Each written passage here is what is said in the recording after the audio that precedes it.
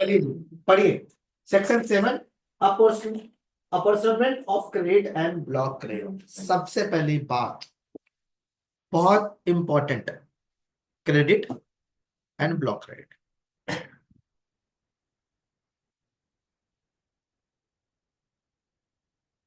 ये block credit जो बोला वो बड़ा इंपॉर्टेंट है, बाकी ये पढ़ लेते हैं, ये ज्यादा नहीं है। सबसे पहले इसमें कुछ ऐसा बोला गया है कि लॉ ये कहता है कि अगर आपके पास टोटल इनपुट टैक्स इतना रुपए दिख रहा है, इतने में से इतना पर्सनल है तो हटा दो, हम केवल इतने का देंगे। अब इतने में भी इतना टैक्सेबल सप्लाई के लिए और इतना एग्जाम सप्लाई के लिए। मतलब exempt supply in the sense कि आप गवर्नमेंट को टैक्स दे ही नहीं रहे सप्लाई के ऊपर, चार्ज नहीं कर रहे, तो इससे रिलेटेड जो इनपुट होगा उसका भी इनपुट हम नहीं देंगे। मतलब गवर्नमेंट ये कह रहा है कि भाई साहब इधर आ जाओ लाइन में, कि अगर आपके पास इतना बड़ा आईटीसी है, 1 लाख रुपए मान लेते हैं, इस 1 लाख में से इतना पर्सनल है, मतलब बिजनेस के लिए नहीं है, तो हम इसका आईटीसी नहीं देंगे। बोलता है कि ये यहां से यहां तक आपने एग्जाम सप्लाई किया है, एग्जाम सप्लाई मतलब @0% किया है, या एग्जेम्प्ट ही है मान के चलो, मतलब इसमें टैक्स कलेक्शन नहीं हो रहा। तो मान लेते हैं ये 5,000 था, ये 20 के था, तो आप एलिजिबल आप कितने के लिए, 75 के। क्लियर है। तो कुछ सेक्शन ये बोलेगा, सेक्शन 17(5) में कुछ ये भी रियायत दी गई बैंक वगैरह को कि आप 50% छोड़ दो, 50% आईटीसी ले लो। बैंक्स को 50% आईटीसी छोड़ दो, क्योंकि उनके एग्जाम सप्लाई होते हैं, बहुत सारे एग्जाम सप्लाई होते हैं बैंक्स की। तो इसलिए गवर्नमेंट को उन्होंने ब्लैंकेट दिया कि 50 जो टोटल है उसका 50% लो, बाकी छोड़ दो। जैसे 1 लाख में से 50,000 लो 50 भूल, 50,000 छोड़ भूल दो, गया। गया बस। ऐसे। अच्छा। उसके बाद फिर आता है आपका सेक्शन 17(5), जिसे हम कहते हैं ब्लॉक क्रेडिट। वो कहता है कि सेक्शन 16 के सारे कंडीशन सेटिस्फाई है, तो भी हम आईटीसी नहीं देंगे। क्यों नहीं देंगे, पढ़ते हैं उनके। ठीक है, तो ये सेक्शन कौन सा है, 17 पढ़ते पहले पढ़ते पढ़ते वेयर द गुड्स और services both are used by registered person partly for the purpose of business and partly for the other purpose. मतलब अदर पर्पस क्या हो सकता है, personal purpose. The amount of credit shall be restricted to the so much of the input tax as attributable to the purchase of his business। कह रहा है हम आपको उतना आईटीसी देंगे जितना आपका बिजनेस के लिए था। मतलब ये जो मैंने अभी बोला ना आप लोगों को, यहाँ से ये वाला आईटीसी आपको देंगे। क्लियर है। नेक्स्ट, वेयर द गुड्स और service are both are used by the registered person partly for the taxable supply, partly for the zero rated supply under the integrated tax and partly for the effective exempt supply। मतलब मैंने बताया था ना आपको कि ये partly taxable है, partly exempt है, पार्टली जीरो रेटेड है। तो ये क्या कह रहा है कि हम आपको कितने तक देंगे, under the said act the amount shall credit shall be restricted so much of the input tax rate attributable to taxable and zero rated supply. मतलब कि ये इस केस में एग्जेम्प्ट, मान लो ऐसे दोबारा दिखा देता हूँ, 3 चीजें, 4 चीजें। पर्सनल, तो इसका तो देंगे नहीं,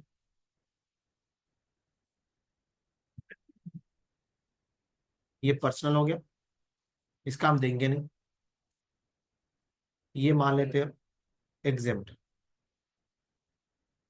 तो कलर थोड़ा अच्छा अच्छा करते हैं। ये पर्सनल है, ये एग्जेम्प्ट हो गया, और ये हो गया आपका जीरो रेटेड, और ये हो गया टैक्सेबल। अलग अलग कर देता हूँ कलर। ओहो, क्या हो गया,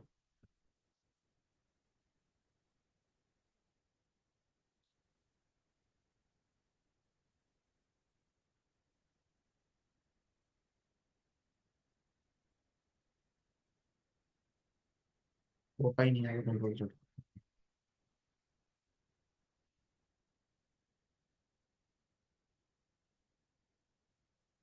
ये taxable, zero rated, zero rated मतलब एक्सपोर्ट, विद भी हो सकता है @18% के साथ, और विदाउट, मतलब एलओटी ले लेंगे तो विदाउट टैक्स भी कर सकते हैं। और ये हो गया एग्जेप्ट, सेक्शन 11 वाला। तो मैंने सेक्शन 11 पढ़ाया नहीं ना आप लोगों को, पढ़ा दूँ। सेक्शन 11, देखो ये चार, 1 2 3 4 तरीके के, तो ये कह रहा है पर्सनल वाले तो आईडी से नहीं देंगे। ठीक है, इसका भी हम नहीं देंगे, और इन दोनों का ले लो आप proportionately, taxable plus zero rated का आईटीसी दे दो।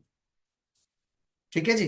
तो ये कैलकुलेशन कैसे बैठाया जाता है, सपोज करो आपका टोटल टर्नओवर 1 लाख का है, 1 लाख का टर्नओवर, टोटल टर्नओवर कितना है 1 लाख का, आईटीसी कितना है 10,000 टोटल, जिसमें से अब इसको बंटवारा कर लो, 2,000 इसका था, 2,000 इसका था, 2,000 इसका था, 6,000 इसका था, सॉरी 4,000 इसका था।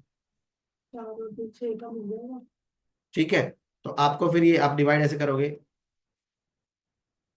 सॉरी इसमें नहीं बंटवारा होगा, यहाँ पे टैक्सेबल टर्नओवर जो पर्स, हाँ, तो इसका तो मिलना ही नहीं, पर्सनल है, बच गया ये 8 रुपए। अब 8 रुपए में आपका टर्नओवर, इसका हम देखेंगे कि 1 लाख में कौन कौन सा टर्नओवर कितना है। भाई 80,000 मेरा टैक्सेबल टर्नओवर था, 20,000 मेरा, सॉरी 10,000 मेरा एक्सपोर्ट था, 10,000 मेरा एग्जाम था। तो फिर इसको हम डिवाइड करते हैं, टोटल डिवाइड बाय 10, 10,000, 8,000 का इनपुट है, सॉरी 8,000 का इनपुट है टोटल, 10,000 में से पर्सनल तो हटा दिया ना, तो 8,000 divide by 1 lakh multiply by this plus this, 90,000, ऐसे आईटीसी मिलेगा। 90,000 किस लिए, क्योंकि एक्सपोर्ट है इसका आईटीसी, 1 लाख एग्जाम्प्ट का टोटल लेवल। कॉस्ट, 80,000 जितना हम अवेल कर सकते हैं। 80,000 कौन सा टैक्सेबल वाला है ना सर? 80,000। ये आपका 8,000, सॉरी आईटीसी, 8। मतलब अगर मैं ऊपर देखो एग्जांपल में लेता हूँ, देखो आपके पास 10,000 का आईटीसी था, जिसमें से ये इसका पर्सनल का तो मिलेगा नहीं, बच कितने के 8,000। अब 8,000 में से मेरे को आईटीसी लेनी है, तो 8,000 में 8,000 नहीं मिलेगा, ये कहता है अब आपका टर्नओवर 1 लाख का था ना, 1 लाख में 80,000 टैक्सेबल है, ये मेरा एक्सपोर्ट है, और ये एग्जेम्प्ट है, तो बोलेगा 8,000 को डिवाइड कर लो 1 लाख से, मल्टीप्लाई कर लो 90, उसके लिए आप एलिजिबल। ठीक है जी। हालांकि इसकी डिटेल में रूल है, रूल पढ़ाऊंगा मैं आपको, इन डेप्थ रूल है। उसमें भी टैक्स ऑडिट बना के दिया है। चलो जी, नेक्स्ट आते हैं, नेक्स्ट पढ़िए।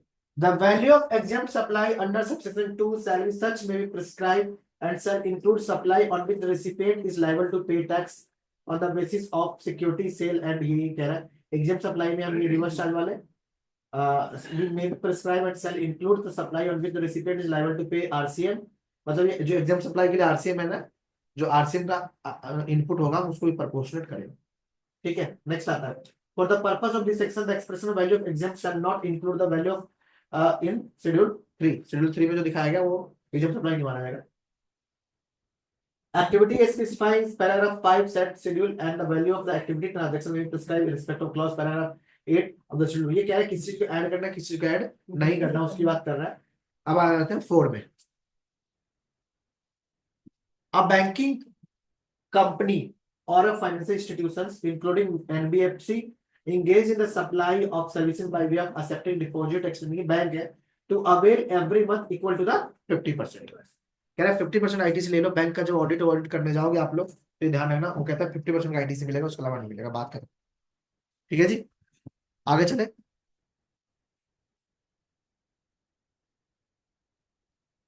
कह रहा है प्रोवाइडेड, अगर बैंक को एक बार ऑप्शन ऑप्ट करना पड़ेगा, अगर ऑप्ट कर लिया तो पूरे साल में रिटर्न नहीं होगा।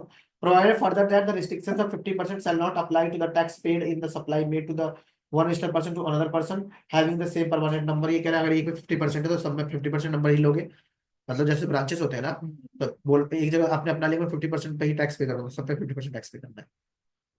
ठीक है जी, डन, आगे चले। अब पढ़ते हैं, बहुत बहुत बहुत इंपॉर्टेंट,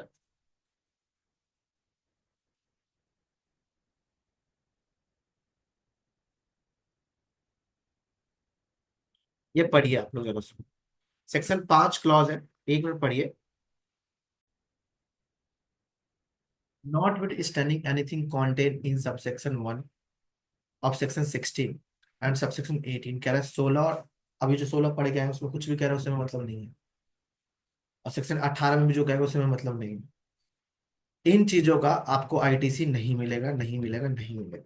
पहला कह रहा है जो मोटर व्हीकल होता है ना, जिसकी सीटिंग कैपेसिटी 13 लोग से नीचे है, 13 लोग से ऊपर है, बस है, आप खरीदो ले लो, हम दे देंगे। अगर एक प्राइवेट लिमिटेड कंपनी बस परचेज करती है, आईटीसी दे देंगे, ले लो। लेकिन उससे नीचे है, सीटिंग कैपेसिटी 13 से नीचे है, तो इसका मतलब बस तो है नहीं। इसका मतलब क्या होता है, 8 सीटर, 8 सीटर ही होती है ना। 8 सीटर लोग क्या करते हैं, पर्सनल यूज के लिए परचेज कर लेते हैं, तो हम उसका आईटीसी आपको नहीं देंगे। आपको आईटीसी किस केस में देंगे, अगर आपने कार परचेज करके, आप सिमिलर लाइन ऑफ बिजनेस में मतलब कार परचेज करके कार बेचने वाला काम करते हो तो मिल जाएगा। ट्रांसपोर्टेशन ऑफ पैसेंजर के लिए काम करते हो तो आपको मिल जाएगा। और आप ट्रेनिंग और ड्राइविंग देने के लिए काम करते हो तो आपको आईटीसी मिल जाएगा। लॉजिकल है भाई। मोटर व्हीकल अगर मैं कार परचेज करके कार के बेचता हूँ तो मुझे आईटीसी मिलना चाहिए। और मेरे पास क्या है, मैं पैसेंजर के लिए काम कर रहा हूँ, ट्रांसपोर्ट में पैसेंजर के लिए काम कर रहा हूँ, तो मेरे को आईटीसी मिलना चाहिए मेरी कार का। और ड्राइविंग सिखाने के लिए, स्कूल सिखाने के लिए मैं परचेज कर रहा हूँ तो मुझे आईटीसी मिल रहा है। इसका मतलब सिमिलर बिजनेस है। मैं आउटपुट कमाऊंगा तभी तो इनपुट, आउटपुट कमाऊंगा उस पर टैक्स दूंगा तो इनपुट का मेरे को मिलना चाहिए। लेकिन यहाँ पे प्राइवेट, पहले के जमाने में क्या था, प्राइवेट लिमिटेड वाले गाड़ी परचेज कर लेते थे, उसका इनपुट दे देते थे, और एक गाड़ी छोड़ो 4 गाड़ी परचेज करते थे। क्योंकि जो 50 लाख की गाड़ी है उसका कॉस्ट ही 30 लाख पड़ता है। अगर आप जीएसटी का इनपुट ले लेते हो, बड़ी बड़ी गाड़ियों में 50-50% का जीएसटी होता है। तो पर्सनल नाम की गाड़ी बिजनेस में लेके इनपुट ले लेते थे, गवर्नमेंट ने साफ बना दिया। क्लियर है यहाँ तक। तो ये अगर ये 3 केसेस है तो आपको इनपुट टैक्स क्रेडिट मिल जाएगा। ये 3 केसेस नहीं है तो आपको इनपुट टैक्स क्रेडिट नहीं मिलेगा। सिमिलरली उन्हीं के केस में, अच्छा ट्रांसपोर्टेशन गुड्स है तो भी मिल जाएगा आपको, मतलब गुड्स के ट्रांसपोर्टेशन के लिए लिया हो तो आपको मिल जाएगा, राइट। सिमिलरली कह रहा है कि अगर आप उससे रिलेटेड इंश्योरेंस है, उससे रिलेटेड सर्विसिंग है, उससे रिलेटेड रिपेयर मेंटेनेंस है तो आपको आईटीसी नहीं मिलेगा। क्लियर है, सिंपल समझो, बता चुका हूँ। 13 से ऊपर है तो आईटीसी की कहीं कोई दिक्कत नहीं, ठीक है। लेकिन 13 से नीचे है, 3 केस में आईटीसी मिलेगा। पहला, आप सिमिलर लाइन ऑफ बिजनेस में हो, मतलब कार परचेज करके कार बेचना है, ले लो। दूसरा, अगर आपको ट्रांसपोर्टेशन पैसेंजर करना है, ट्रांसपोर्टेशन गुड्स करना है तो ले लो। और तीसरा, अगर आप ट्रेनिंग देने के लिए कार परचेज कर रहे हो, मतलब बिजनेस है बिजनेस तो आपको आईटीसी मिलेगा, अदरवाइज आईटीसी नहीं। क्लियर है। अगर ऐसा है तो उसके उससे रिलेटेड आपको इन रिपेयर, उससे रिलेटेड इंश्योरेंस, उससे रिलेटेड सर्विसिंग का भी इनपुट टैक्स क्रेडिट नहीं मिलेगा। आगे चले, क्लियर है। और सर जब वो इन यूजेस के लिए हो रही है तब मिल जाएगा इंश्योरेंस वगैरह, हाँ, अगर वो इस अच्छा तब सारी चीजें मिलेंगी। अच्छा मतलब अगर कार का मिल गया आईटीसी एलिजिबल है तो उसका सर्विस रिपेयर भी अच्छा अलाउड है, अगर सभी वो रेट मिला तो सब लोग सारा लोग। क्लियर है। पॉइंट बी पे आ जाओ।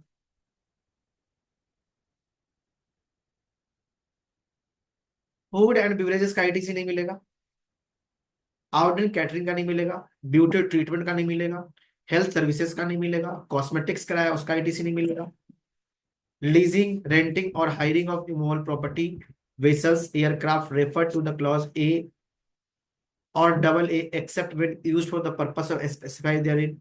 लाइफ इंश्योरेंस, हेल्थ इंश्योरेंस कह रहा है भाई जो इस पर्पस के लिए आपने, मतलब जो बिजनेस पर्पस है, अगर आप ब्यूटी ट्रीटमेंट कराते हो और एयर होस्टेस का काम है, उसके से मिल जाएगा। केस लॉ इसका बहुत बड़ा।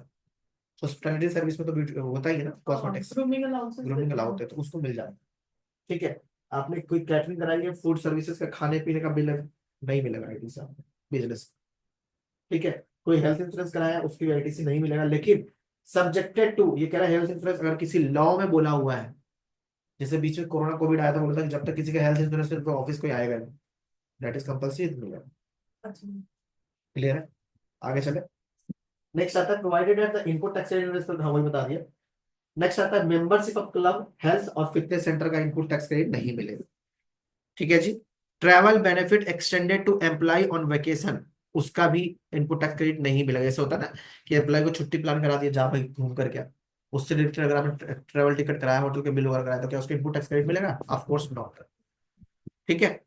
अब यहाँ पे बहुत इंपॉर्टेंट है, देखो जी, अगर आपने कोई बिल्डिंग बनवाई, बिल्डिंग इज इमूवेबल प्रॉपर्टी, उसपे ईंटें रोड़ी लगे, उसका आईटीसी क्रेडिट नहीं मिलेगा, सिंपल सी बात है। लेकिन हाँ, अगर आप कॉन्ट्रैक्टर हो कि मिस्टर सपोज करो पीक्यूआर लिमिटेड को बिल्डिंग बनवानी है, उसने मेरे नितेश को दिया, नितेश ने इसको दे दिया, तो मैं क्या करूंगा, मैंने इसे सामान परचेज किया और मैंने इसको बेच दिया, तो मुझे आईटीसी मिल जाएगा, मतलब सब कॉन्ट्रैक्टर को आईटीसी मिल जाएगा, जो मेन बनता है उसको आईटीसी नहीं मिलेगा।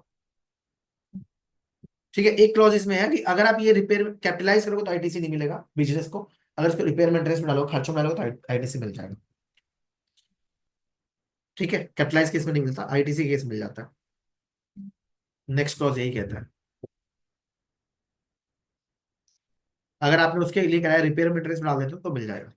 मतलब रेवेन्यू मतलब जैसे, एक्सपेंडिचर में मिल हाँ हाँ, जैसे कि आप उसमें बिल्डिंग मिलेगा। बनवा रहे हो तो नहीं मिलेगा, लेकिन आप उसके रिपेयर में इंटरेस्ट कराओगे, हर साल कराते हो तो उसको मिल जाता है। मतलब पीएनएल में खर्चा डालोगे तो आईटी से मिल तो जाएगा। फिर तो सर उसमें नहीं डालना है, उसमें डालना चाहिए। कैसे नहीं, डाल लोगे इतना आपको? इजी नहीं होता। अकाउंटिंग क्या कहता है कि जिससे आपको फ्यूचर बेनिफिट मिले वो तो कैपिटलाइज करो। कैपिटलाइज हो। अभी इनके केस में हुआ था मेरे से, एक क्लाइंट, 2 साल पहले 3 साल पहले फर्नीचर फिक्सिंग कराई इन्होंने,